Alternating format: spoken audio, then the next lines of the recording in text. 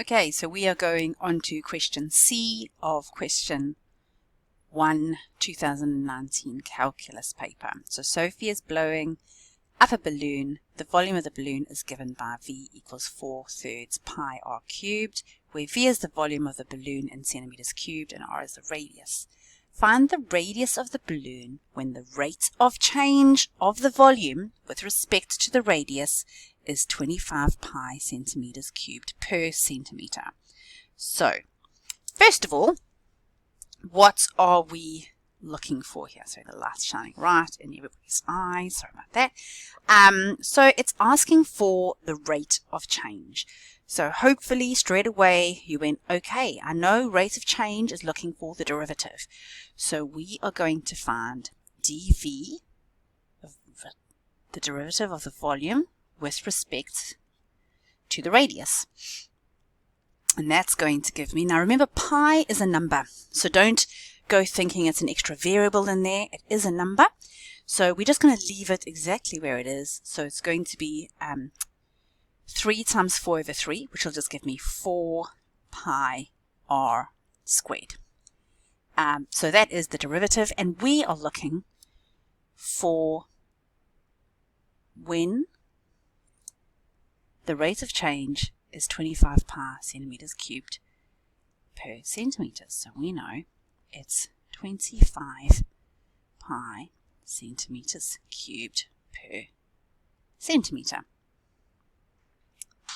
So we are solving for r. So I can divide both sides by 4 pi. So r squared is going to equal, if I divide both sides by pi, that's going to be disappearing over 4. So I am looking for a radius that is going to be 5, which gives me 2 and a half. So that's a point, not a 0. So 2.5 centimeters. So that is going to give me, so this here was centimeters squared, because it's centimeters over centimeters, and this is just going to be centimeters. So the answer to the question, find the radius of the balloon when that rate of change is going to be 2.5 centimeters. I have had a rethink about D, so I've actually put D down here, but I will do that later. I'll go on to E, and we'll see about D in another video once I've actually given it to you guys in class. So the graphs of g of x equals x cubed minus ax squared plus 6 and h of x equals 2x squared plus bx plus 13 just touch when x is equal to -1. So they have a common tangent. So just think about what that might mean. I'm just going to move this down so that I've got some space. Use calculus to find the coordinates of contact of the two graphs. Well, what I can tell is they both touch when x equals -1. So we can find out what g of x is, what g of -1 is, and h of -1 is. So let's do that first. G of -1 equals -1 cubed minus a to the -1 squared plus 6, which gives me -1. And that's going to be a plus 1, so it's going to be, minus a plus 6, and h of -1 is going to be 2 times -1 squared plus b times -1 plus 13, which is going to give me positive 2 minus b plus 13. I also know that the tangents is going to be the same. So what does that mean? Well, it means that the rate of change, the gradient at that point, is going to be the same as well. So what I'm going to do there, so they have a common tangent at the point of contact, which is where x is -1. So we can find that point of contact the gradient. So the gradient is going to be finding g dash x. So that's going to give me x squared minus 2ax. Sorry, not plus 6, that's done. And h dash x is going to give me 4x plus b. And now I can substitute -1 into each of those because it is at -1. So -1 squared is going to be +1. -1 here is going to make that a positive. And in this case, h dash -1 is going to be -4 plus b. Now, what can we do here? Well, I know that these are the same point and these are at the same point, so I have two pairs of simultaneous equations. So I have -1 negative a plus 6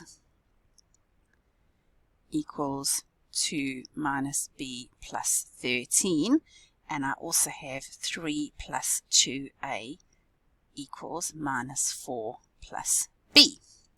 So I have taken these two and I've taken those two and I've put them there. Okay, so just let them equal to each other. So now let's just get 1 in terms of a and tidy everything up a bit over here. Let's give myself a little bit more space. It's quite handy that I can do that. Let's go enter. No. I'm actually going to have to move it. How annoying. Gone. So this tidies up to be minus a plus 5 equals minus b plus 10. So I am going to have, if I take the 15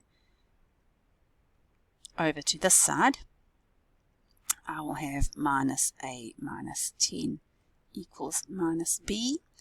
And I can just divide through by -1, and they will all be positive, which is quite handy.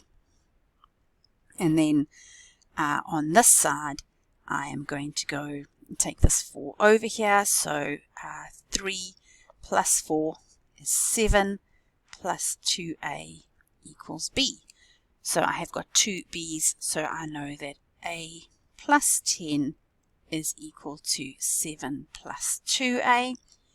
So a will equal 3.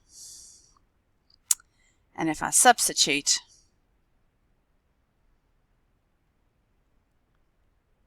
into, I should have actually named them. So that's 1, and that was 2, and this is 1 into 2, and substitute a3 into 2, which is just over there.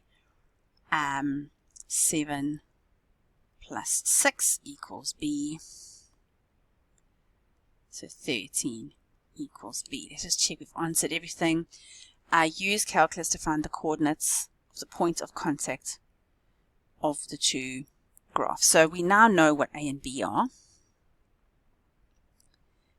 What I need to do is substitute a or b into the equation and then solve for what the y value is, because we know that the x value is -1. We just need to know what the y value is. So I'm going to substitute a as 3 in. So g of x equals x cubed minus 3a squared plus 6. And when I substitute g of -1 into that, I'm going to get -1 cubed minus 3a squared plus 6. What am I doing? I shouldn't have a. I've just put a in. Sorry. Not a squared. I hope you all caught that. That's -1. That's x there. So this is -1 squared.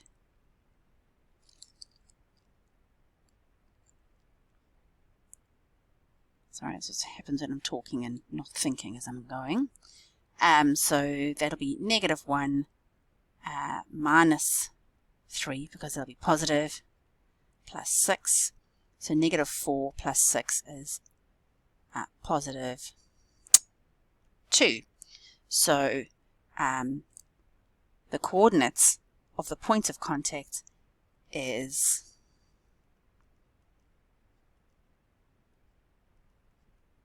negative 1, 2.